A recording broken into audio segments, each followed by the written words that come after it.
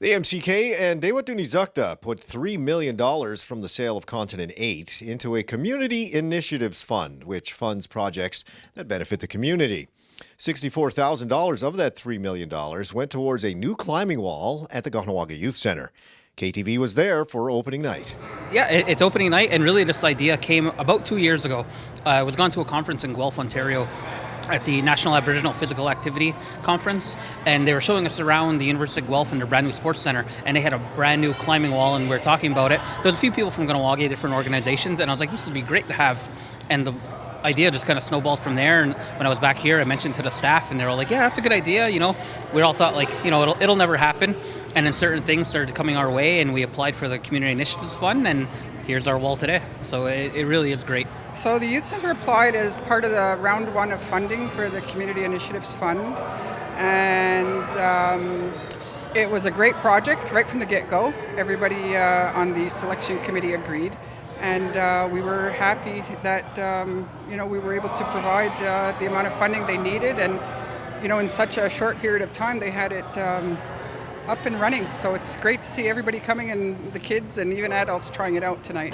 Yeah, so the process for the CIF, it wasn't too bad. I mean, it was an application form. There was a lot of questions on there. It was very meticulous. They had a lot of specific questions about where we're going to do, how is it going to affect the community, how is it going to benefit the community, and we answered the questions to the best of our ability.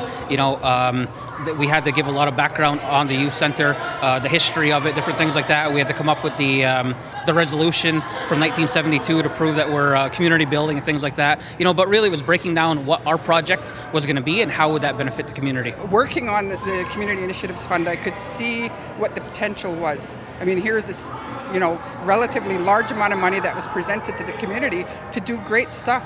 That's going to be for the community as a collective that everybody can come and use. And this is, I guess you could say, the epitome of what the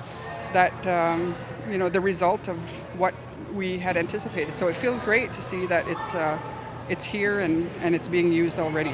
From engineering to fabrication to installation to bringing in the guys to do the route setting to all the training that the staff had this week, all in total came to $61,000. So it's a little pricey, but it's a great addition to the youth center.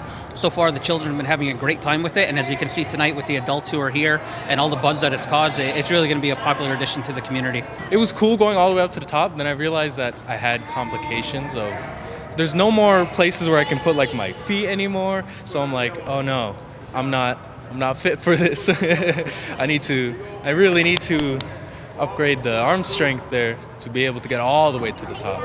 Because this is my first time doing it, right? So I'm not really experienced with rock climbing.